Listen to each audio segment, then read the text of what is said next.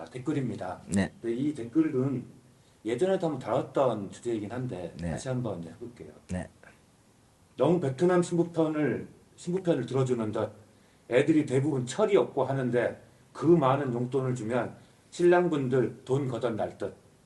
왜 이렇게 베트남 신부들만 조존하십니까? 그 많은 용돈 가는 게 어떤 용돈을 말이죠? 그러니까 그 결혼하고 그 대기 기간에 비자 대기 기간에 그 용돈하고 뭐 이런 비용들 있잖아요. 신부한테 용돈은 한 달에 300불 주죠. 저희 회사 기준으로. 보통 다 일반적인 회사들이 다 300불 선 정도. 좀 작게 주는 데가 보니까 한국 돈 30만 원 주는 데도 있긴 있어요. 근데 신부들이 학교 다니고 고향에 서류 때문에 왔다 갔다 이렇게 하고 학교 다닐 때 차비 쓰고 신부들 밖에서 뭐 목마르면 뭐도 사 먹어야 되고 또 여성들 필수품도 좀 사 쓰기도 하고 이렇게 하는데 보면은 사실 그 돈도 넉넉한 돈 아니에요. 근데 뭐 신랑들 빼빠지게 간다 하지만 내 와이프 같으면은 내 와이프는 기본적으로 와이프가 움직일 수 있는 경비는 줘야 되죠. 왜? 와이프가 일을 해서 벌어 쓸 수도 없잖아요.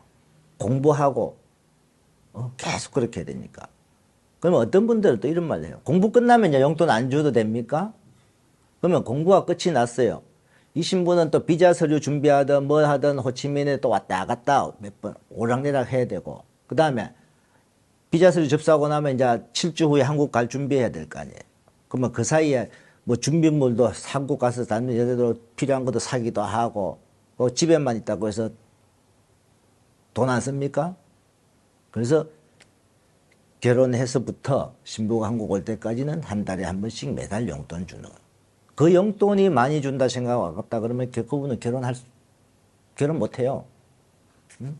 내 와이프한테 기본적인 것도 안 해주고.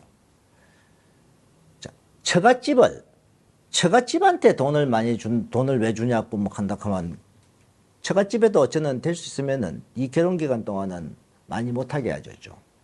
우리는 전통 원래 때 폐물도 못 사주게 합니다. 한국 와서 사주라고 합니다. 그 다음에 처갓집에 가서 처갓집에 뭐 필요한 전자제품 막 이런 것도 처음에 못 사주게 합니다. 왜? 처음부터 너무 그렇게 해줘버리면은 나중에 더 큰 걸 요구할 수도 있다 이래갖고 딱 필요성 있는 게 신부 용돈, 처갓집에 전통혼례 할 때 전통혼례 비용 그 외에는 주는 게 없어요 신랑분이. 근데 많이 준다 신랑분 등골 빠진다 그거는 이해가 안 가는 소리죠. 개인 결혼 해보세요. 누구도 소개를 했어요. 전통혼례하고 뭐하고 폐물하고 막 1,000만 원씩 주라 합니다. 그거는 1,000만 원씩 준다고 해서 1,000만 원 그 집에 다 쓰는 거 아니에요. 분명히 그 개인 소개하는 그 베트남 여성이 그 여자 집에서 소개비 따로 받습니다. 다 뒤로. 분명히 받아갑니다. 그렇기 때문에 이 신랑한테도 받고 거기도 받고 하는 게 때문에 많이 주락하는 거죠. 근데 정식으로 들어가는 돈은 실질적으로 신랑분 왔다 갔다 항공비부터 여기서 체류비 뭐 여기서 식하고 뭐 등신혼여행 가고 서류 진행하고 뭐든 이런 거고 여러 가지 그렇게 들어가는 거죠. 그 다음에 신부한테 주는 거는 매달 용돈 그리고 결혼식장에 올라왔다 가족들 올라왔다 갈 때 차비 교통비 정도 차 렌트해야 하고 그리고 왔다 갔다 할 때 뭐 식사도 해야 될 거고 그 정도. 그리고 신부한테 매달 용돈 전통혼례비 사실 뭐 요즘 어떤 데는 500만 원씩도 주라. 그거는 저는 조금 많다고 생각합니다. 500만 원씩 주면은 손님 작은 데는 결혼식 다 하고도 돈이 좀 남아요.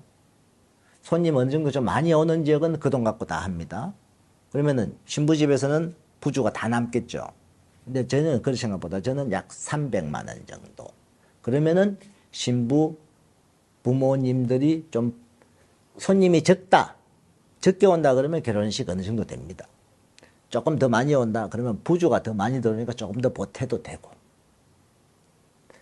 서로 그렇게 맞춰가는 거죠. 근데 처음부터 신랑분들이 많이 펑펑 주면은 사실 나중에 더 큰 걸 요구하죠. 그러다 보니까 신부들한테도 우리는 저희 회사의 딱 특징이 그래요. 똑같이 모든 신랑 모든 신부들 똑같이 하라고 합니다. 그래야 말썽 안 생기고 그렇게 한 상태에서 나중에 한국 돌아간 다음에 각자 좀 더 해주고 싶은 사람은 더 해주고 그렇게.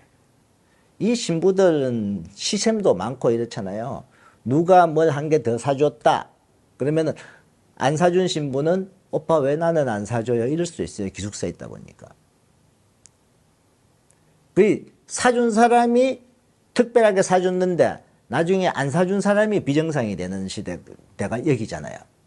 그래서 신랑들한테 똑같이 해주고 똑같이 신부들이 받았을 때 신랑 그때는 뭘로 평가하겠습니까? 신랑이 자기한테 얼마나 마음적으로 잘하느냐 우리가 좋은 신랑이다 이런 걸로 평가를 해요. 누가 많이 돈 많이 주고 뭐 폐물 많이 사주면 좋다 하겠죠. 당연히 싫어할 사람 없잖아요. 근데 점점 요구하는 게 많아질 수 있다는. 그 이분 얘기는 그 노사장님 이야기들이 대부분 베트남 신부를 너무 옹호한다라는 뉘앙스도 있거든요.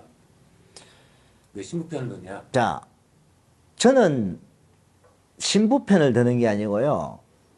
신랑분이 기본적으로 할 도리를 이야기하는 거고, 저는 제 객관적으로, 저는 어떻게 보면은 80%가 신랑 편을 들고 있는 사람이거든요. 왜 그러냐면, 자, 신부가 조금이라도 문제가 있으면 저는 파혼하라고 하잖아요. 신랑분이 이렇게 이야기할 때, 신부가 용돈을 더 요구한다. 신부가 폐물을 사달라. 이거는 안 됩니다. 나중에 한국 가면 자 사줄 거예요. 했을 때 문제가 없이 그냥 그대로 네 하고 끝나는 신부는 관계없어. 괜찮아요. 그걸로 신랑하고 티격태격 하는 신부. 그건 가감없이 파혼하러 갑니다. 지금까지 제가 딱 한 집 사람이 쓰는 게 뭐냐. 전통혼례 갔다 왔는데 신부가 신랑한테 뭘 이야기했냐면은 전통혼례 끝나고 자기가 빚졌대요. 자기 집이. 근데 신랑한테 물었죠. 손님이 대략 어느 정도 왔어요? 그러니까 한 150명 정도요? 이러더라고. 그러면 150명 같으면 그 돈 갖고 다 하고도 충분할 건데? 그러면은 자기들 부주받은 건 어디 갔는데 빚졌다 소리가 나오느냐? 신랑 돈 갖고 모자랄 수도 있겠죠. 그래갖고 돈이 한국 돈으로 해서 100몇십만 원이 뭐 모자란다고. 그러면은 또 다른 걸 좀 더 하고 이렇게 했으면 모자랄 수 있는 거. 근데 자기들 부주는 안 쓰고 빚졌다는 식으로 이야기하는 거죠. 그 신부 결국은 전 파혼하라고 파혼했어요, 신랑분요. 근데 왜? 그거 하나 주셔도 신랑한테 요구하고 할 정도 같으면 한국 와서도 나중에 돈 갈 신부. 계속 베트남으로 처갓집으로 돈을 보내줘야 살 신부다 이 말이죠. 그렇기 때문에 저는 신랑분들만 옹호하는 게 아니고 신부들 편도 옹호하는 게 아니고 두 사람이 잘 살게 하기 위해서는 신랑도 배워야 되고 신부도 배워야 되는데 신부에 조금이라도 문제 있으면 저는 과감하게 파혼하라 하는 주기 때문에 따지면 어떻게 보면 신랑 편을 훨씬 많이 들어요. 그래서 저는 7, 80%는 신랑들 쪽 편, 20, 30%는 신부들 쪽 편이에요. 근데 제 발언에 어떤 그런 게는 몰라도 가끔 가다 저는 사장님은 신부 쪽 편을 이야기 좀 많이 하는 분이 있어요 하는 신랑분도 있고 어떤 분은 너무 신랑들 위주로 딱 하는 거 아닙니까 하는 신랑도 있어요. 근데 저는 두 사람 다 한국 가서 행복하게 살아야 된다는 기준이기 때문에 실질적으로 신랑분은 문제가 있으면 저하고 계약 해지하고 결혼 안 시키면 돼요. 그 대신 결혼한 사람들은 신부가 문제가 있으면 고쳐야 되고 진행을 해야 되기 때문에 신부들 쪽을 많이 바꾸라고 하는 편이죠. 신랑분들도 잘못된 거는 저도 많이 지적을 해요. 그래서 양쪽 다 잘 살게 하자는 편이지 신부 편을 너무 든다 하는 거는 저는 아닙니다. 분명히. 신랑이 잘 살아야 되니까. 제일 중요한 건 사실 신랑이에요.